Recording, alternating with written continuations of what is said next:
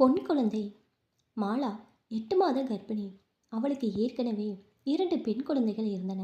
3வது குழந்தையாவது ஆண் குழந்தையாக பிறக்க வேண்டும் என்ற ஆசை அவளுடைய ஆசையை விட அவளை சுற்றி இருந்தவர்களின் ஆசையாகவே இருந்தது.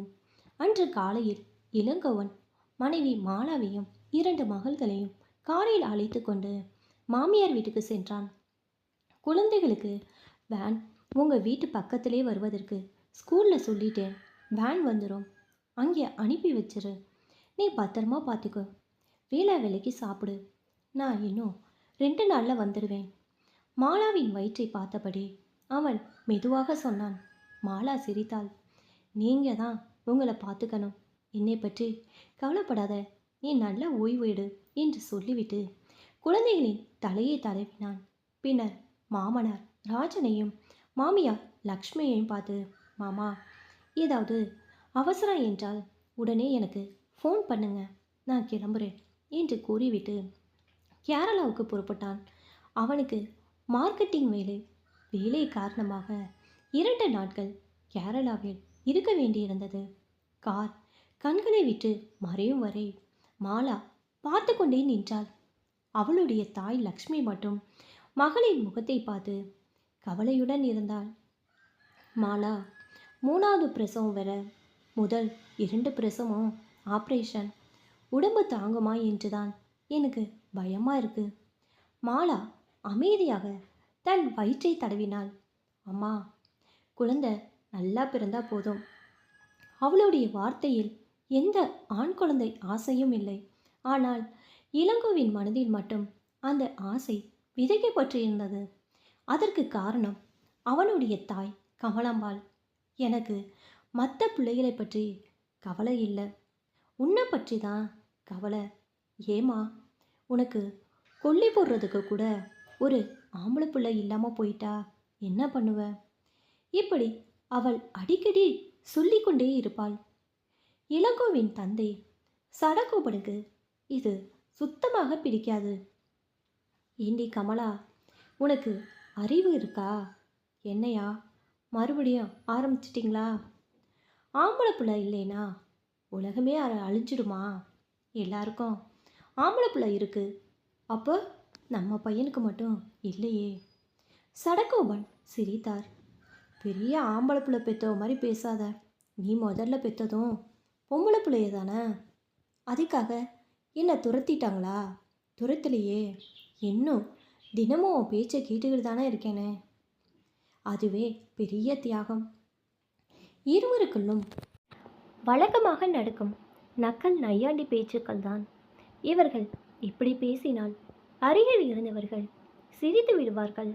கமலாம்பாள் கோபமாக முகத்தை திருப்பிக் கொள்வாள். ஆனால் அடுத்த நாளே மீண்டும் அதே பேச்சை ஆரம்பித்து விடுவாள். இளங்கோவன் தன் 2 மகள்களையும் உயிராக நேசித்தான்.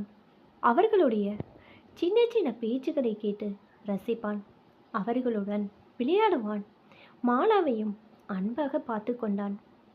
ஆனாலும் தாயின் வார்த்தைகள் அவன் மனதில் எங்கோ ஒரு மூலையில் பதிந்திருந்தன. ஒரு முறை முயற்சி பண்ணி பார்ப்போம் என்று எண்ணிதான் 3வது குழந்தைக்கு காரணமாகியது. அந்த முடிவை நினைத்தாலே மாலாவின் உடல்வலியை நினைத்து அவனுக்குள் சிறு குற்ற உணர்வும் இருந்தது. ஆனால் விதி வேறு ஒன்றை எழுதி கொண்டிருந்தது. கேரளாவில் இருந்தபோது மாலை நேரத்தில் அவனுடைய தொலைபேசி ஒலித்தது. மாப்பிள்ள, அது லக்ஷ்மியின் குரல். சொல்லுங்க அத்தை, மாலாவுக்கு திடீர்னு உடம்பு முடியாமல் போயிடுச்சு, ஹாஸ்பிட்டல் கூட்டிகிட்டு வந்திருக்கிறோம். இளங்கோவின் இதயம் வேகமாக துடித்தது. என்னாச்சு அத்தை? அவளுக்கு தண்ணி உடைஞ்சிச்சு மாப்பிள்ள. என்ன? அவன் எழுந்து நின்றான். டாக்டர் இன்னும் வரல, பார்த்துட்டு என்ன செய்யணும்னு சொல்லுவாங்க, அப்புறம் ஃபோன் பண்ணுறேன். சில நிமிடங்களில் மீண்டும் அழைப்பு வந்தது. மாப்பிள்ள, டாக்டர் ஆப்ரேஷன் பண்ண சொல்லிட்டாங்க. இப்போ 8 மாதம் தானே அத்தை?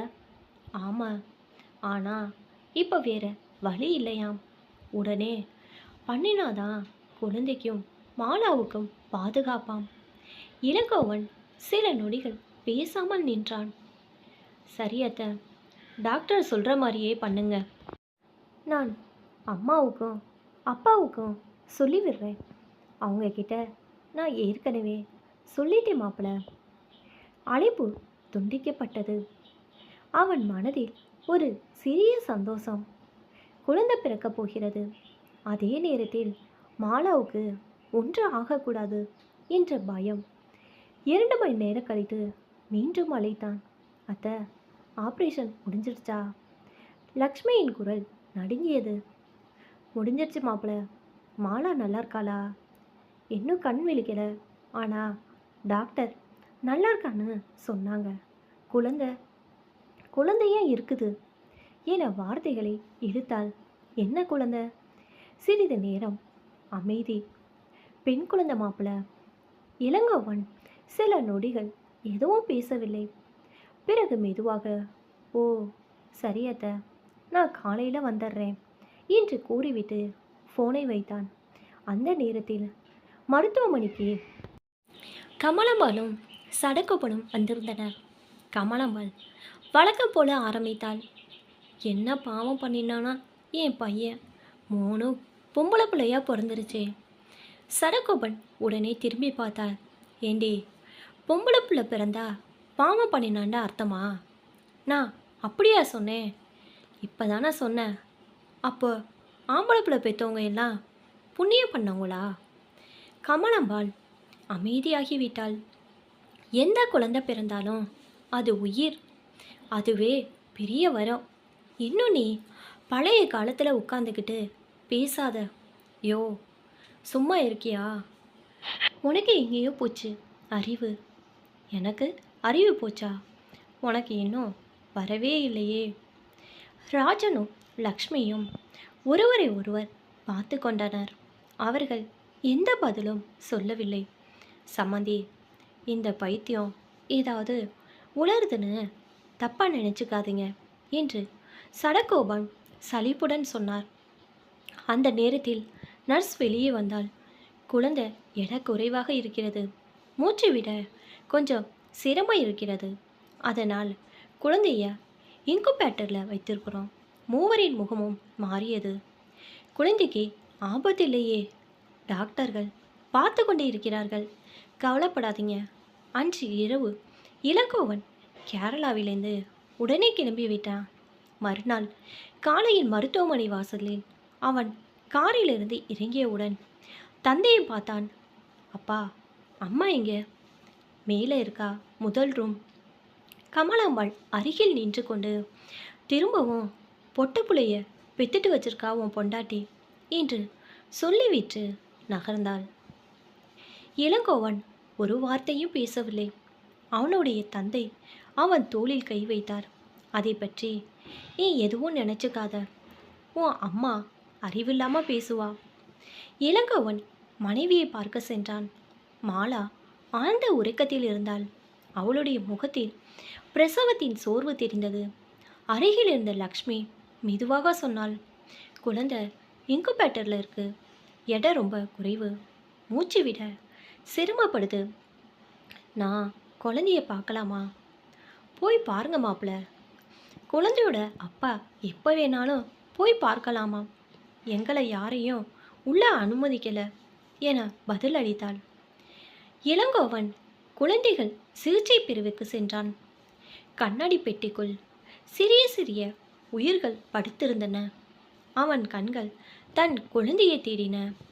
மாலா பேபி அதோ பாருங்க என ஒரு செவிலியர் கூற, ஒரு கண்ணாடி பெட்டிக்குள் அவன் மகள் இருந்தாள். மிகவும் சிறிய உடல், மென்மையான கைகள், மூச்சுக்காக உதவும் கருவிகள். அந்த காட்சியை பார்த்ததும் இளங்கோவின் கண்கள் கலங்கின. இவ்வளவு சின்னதா இருக்காளே. அவன் கண்ணீர் வழிந்தது. அவள் கண்களை மூடியபடி மெதுவாக முகத்தை சுளித்தாள். அந்த நொடியில் அவனுடைய மனதில் ஏதோ உடைந்தது. இவள்தான் என் குழந்தை என்ற உணர்வு அவனை முழுவதுமாக ஆட்கொண்டது. ஆண் குழந்தை வேண்டும் என்ற ஆசை எங்கே போனது என்று அவனுக்கே தெரியவில்லை. அந்த சிறிய உயிரை பார்த்தபடி மனதுக்குள் சொன்னான், இறைவா, என் குழந்தைய எப்படியாவது காப்பாத்து. அவன் மனைவியின் வழியை நினைத்தான். தாயின் பேச்சை கேட்டுதான் எடுத்த முடிவையும் நினைத்தான். இனி எந்த குழந்தை வேண்டும் என்று நான் ஆசைப்படக்கூடாது. குழந்தை வேண்டும், உயிரோடு ஆரோக்கியமாக வேண்டும், அவ்வளோதான் என்று மனதுக்குள் முடிவு செய்தான். அவன் மீண்டும் மாலாவின் அறைக்கு சென்றான். மாலா கண்வீரில் திருந்தாள். அவனை பார்த்ததும் தயக்கத்துடன் கேட்டாள், என்னங்க, திரும்பியும் பெண் குழந்தையா? இளங்கோவன் அவளை பார்த்து சிரித்தான். திரும்பியும் பெண் குழந்தையா? மாலா கண்களில் பயம். அவன் அவளுடைய கையை பிடித்தான். பெண் குழந்தை இல்லை. மாலாவின் முகம் சற்று கலங்கியது. அவன் சிரித்தபடி சொன்னான், பெண் குழந்தை அல்ல, பொன் குழந்தை. மாலாவின் கண்களில் கண்ணீர் வழிந்தது. யார் என்ன சொன்னாலும் பரவாயில்ல, எனக்கு 3 தங்க பிள்ளைகள் கிடைச்சிருக்காங்க, நான் சந்தோஷமாக வாழ்வேன். மாலா அவனை பார்த்தபடி அழுதாள். அவளுடைய தாயும் கண்ணீரை துடித்து கொண்டாள். சில மணி நேரம் கழித்து இளங்கோவன் கீழே வந்தான். கமலம்பாள் அவனை பார்த்ததும், பாத்தியா, பொம்பளை பிள்ளை தான். இந்த முறை இளங்கோவன் அமைதியாக இருக்கவில்லை. அம்மா, அவனுடைய குரல் மருத்துவமனை முழுவதும் ஒலித்தது. கமலம்பாள் திடுக்கிட்டாள். இனிமே என் பொண்ணுங்களை பற்றி யாராவது ஒரு வார்த்தை தாழ்வாக பேசினாலும் நான் பொறுத்துக்க மாட்டேன். நான் உன் அம்மா, அதனால்தான் இவ்வளோ நேரம் அமைதியாக இருந்தேன். அவன் கண்களில் கண்ணீர். நான் ஏன் பொண்ணுங்களை உயிராக நேசிக்கிறேன். 3 பொண்ணுங்க பிறந்திருக்காங்கன்னு நான் ஒருபோதும் தலை குனிய மாட்டேன். அருகில் நின்ற அவனின் அப்பா சடகோபன் மெதுவாக சிரித்தாள். சபாஸ் மகனே. பிறகு கமலாம்பாளை பார்த்தாள். இதுதான் உனக்கு கிடைக்க வேண்டிய பதில். நீயும் ஒரு பொண்ணு தானே கமலா? உன்னை பெற்றவங்க பொண்ணு பிறந்துச்சேன்னு வருத்தப்பட்டிருந்தா இன்று நீ இங்கே நின்றிருப்பியா? அந்த வார்த்தைகள் கமலாம்பாளின் மனதை தொட்டன. அவள் எதுவும் பேசவில்லை. முதல் முறையாக தன் பேச்சை தானே நினைத்து பார்த்தாள். சில நாட்கள் கழித்து மாலாவும் குழந்தையும் வீடு திரும்பினர். இன்குபேட்டரில் இருந்த அந்த சிறிய உயிர் இப்போது தாயின் மார்பில் சாய்ந்திருந்தது. இளங்கோவன் 3 மகள்களையும் பார்த்தான். 3 சின்ன முகங்கள், 3 சின்ன புன்னகைகள், 3 உயிர்கள். அவன் மனதில் ஒரே ஒரு வார்த்தை மட்டும் இருந்தது, என் 3 தங்கங்கள். அன்று கமலம்பாளும் குழந்தையை தூக்கி கொண்டாள். ரொம்ப சின்னதாக இருக்காளே என்று வழக்கம் போல குறை சொல்ல போனவளை இளங்கோவன் முறைத்து பார்க்க அடுத்த நொடி குழந்தையின் நெற்றியில் முத்தமிட்டாள். என் பேத்தி. சடகோபன் சிரித்தாள். என்ன கமலா, இப்போ பாவமா? கமலம்பாள் அவரை பார்த்து முறைத்தாள். யோ, வாய மூடியா. வீடு முழுவதும் சிரிப்பால் நெறிந்தது. அந்த சிரிப்பில் 3 பெண் குழந்தைகளின் எதிர்காலமும் இருந்தது. குழந்தை ஆணாக இருந்தாலும் பெண்ணாக இருந்தாலும் அது முதலில் ஒரு உயிர். பெற்றோரின் கைகளில் இறைவன் வைக்கும் ஒரு வரம்.